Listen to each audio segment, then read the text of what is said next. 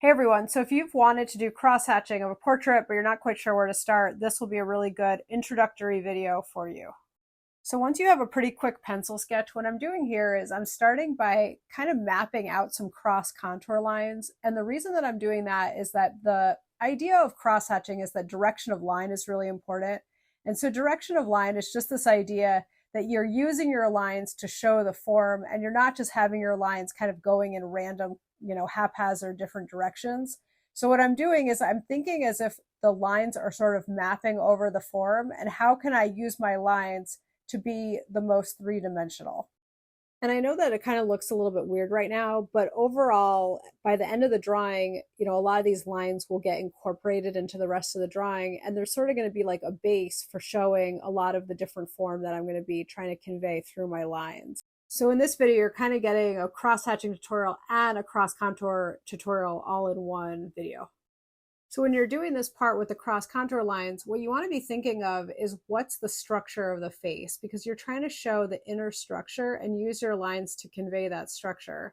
So if you notice around the eyebrow, you have lines going in that direction because it's trying to convey kind of like the brow bone. And then on the nose, you have sort of like a circular direction because you're trying to convey the roundness of the nose. So I hope that that idea makes sense. And let me know in the comments if that's a little bit confusing. There's other videos that I've done on more basic idea of cross contour. So if you're completely new to the idea of cross contour, I'm going to link a couple different cross contour videos in the description so that you can check those out. So one thing that people sometimes struggle with when they're using cross hatching in pen is sort of like the fear of the page and the white page and that you're going to mess things up. And so I want to just sort of take this time to assure you that you're not going to mess anything up. So I want you to just be confident, try to be confident and go into the middle of the face and the portrait and realize that even if you make a line and you're like, oh, I don't like what I just did, it's just one line of probably hundreds, maybe even thousands of lines that you're going to put. And it's just not going to be a big deal because you're going to be able to go over it with other lines. So it's part of it. I think working with pen is sort of like getting a sense of that confidence with your marks that you can just make lines.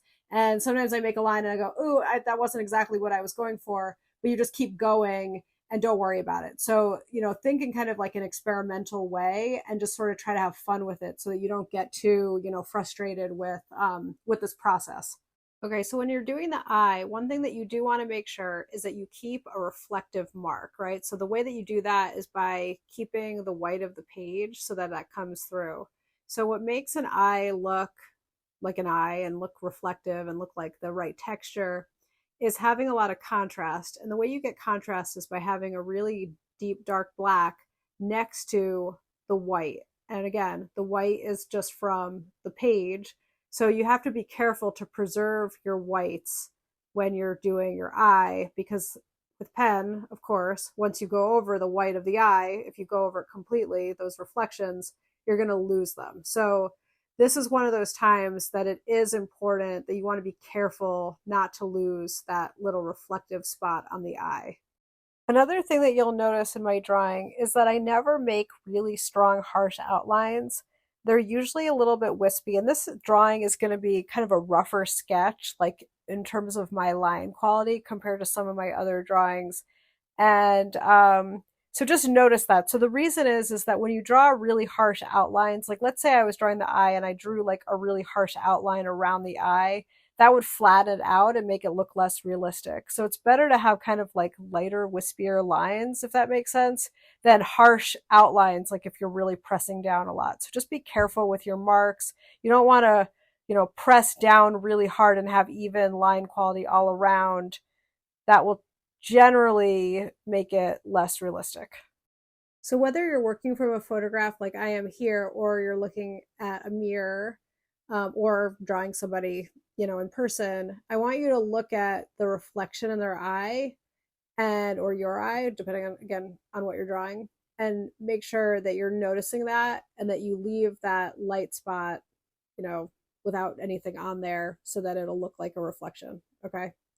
For the eyelashes, you're going to use quick, fast marks where you sort of like press down and kind of fling your hand a little bit. So you want to notice with that, like, notice how fast my hand was going there. Like, these are quick marks that you're going to be making. And again, it doesn't matter if you're drawing a baby or an adult, the eyelashes are going to have a similar line quality. Now you'll notice that with the eye, so the white of the eye is often has a little bit of shading to it. So notice that.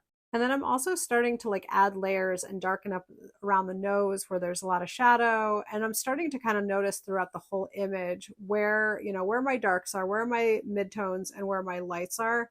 And so the rest of the drawing is really just adding a lot of those layers.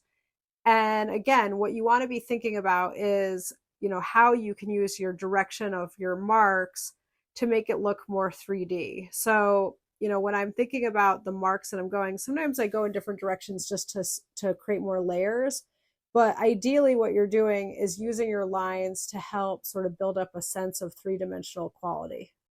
And so you'll notice that those initial cross contour lines that at first looked kind of weird and sort of like a little bit like war paint or just odd, they're starting to get more integrated into the drawing, and I'm using those to sort of like build up the tone and the shadows. So once you have those sort of mapped on there, you can kind of use those to keep sort of going over them. And then again, keep looking at whatever you're drawing, whether it's a photograph or you're drawing from life, because you want to make sure that you're showing where the shadows are. So it's always good with whatever you're drawing to look really closely and like look at what is the darkest part of this drawing, right? Like what's the midtones, where are the lights, so that you can make your drawing more realistic by showing those shadows and those midtones and those highlights.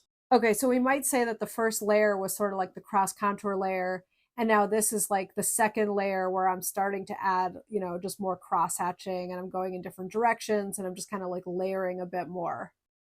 If you haven't already subscribed to my channel, please hit the subscribe button and like the video and leave a comment. I'm glad that you're here, and I hope that you'll subscribe so that you'll be able to get more videos. So pretty much for the rest of the drawing, what I'm really doing is just building up the shadow and the tone. And by doing that, I'm further articulating the facial features and the shadows and the different areas in the drawing. And as I go, what I'm trying to do is sort of refine the shapes a little bit more. So if I notice something, that didn't look quite right the first time around, I'm trying to maybe refine it a bit more. There's obviously shadow in between, the mouth. So I'm adding those kinds of details. So in terms of your line quality, my line quality is a little bit like sort of lighter and looser. You can practice different types of line quality. There are a lot of different types of, cross hatching a person can do, from, really fine lines with like, a micron that's a 0.05 to something that's a little bit more gestural like this. Like I would say that this is a little bit more looser and gestural. So it kind of is like whatever you're in the mood for, there's not like a right or wrong answer in terms of your line quality in that sense. I would just say that in general, when you're using your lines, you just want to be thinking back to that whole idea of direction of line that I talk about a lot. So let me know in the comments if this is the first time you've ever tried cross-hatching a portrait. And if so, what are some of the other things that you've tried cross-hatching before? And let me know how your drawing is going and if this is helping with your drawing. And you'll notice that when I'm drawing, I tend to skip around a lot. Like I do a little bit at a time, as opposed to say like doing the entire nose and then moving on to like the next part of the face. Like those are two different ways of working, and I don't even think that one is better than the other. I've had really amazing students who have they would do like one thing at a time, and it really worked well for them.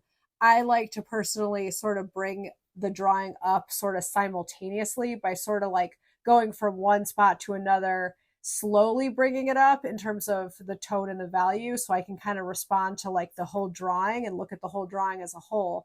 But try one way and try another way and just see what works best for you. Because I mean, that's the nice thing about drawing, is that you can bring your own, unique ability and personality and everything, your own way of marking to the drawing. And I think that that's, the thing about drawing that I've always really liked, is that people have a unique way of making marks. So that always comes through in your drawing. And so you'll notice that there's a few areas that I'm just being mindful that I don't want to go over too much. Like I'm building up a lot of layers in some areas, but I'm leaving some other areas almost blank and having the white of the paper continue to come through, like in the chin and on the tip of the nose and on the forehead. So, you want to be very careful and mindful about where you're building up your layers, right? You don't want to just do layers everywhere, because if you do that, you're not going to have any contrast and it's just going to kind of look like, you know, all over the same, right? So, you know, whenever you're drawing, you want to start by kind of just like looking at your, whatever you're drawing, the image. And sometimes it's good to exaggerate some of the shadows a little bit. But if you just overdo it and go over every area, you know, that won't look so good. So those are some of the things that just to kind of be aware of, be thinking about when you're using cross-hatching in your drawing. Let me know in the comments if you like this kind of tutorial and if you'd like to see more content of cross-hatching faces and portraits and things like that.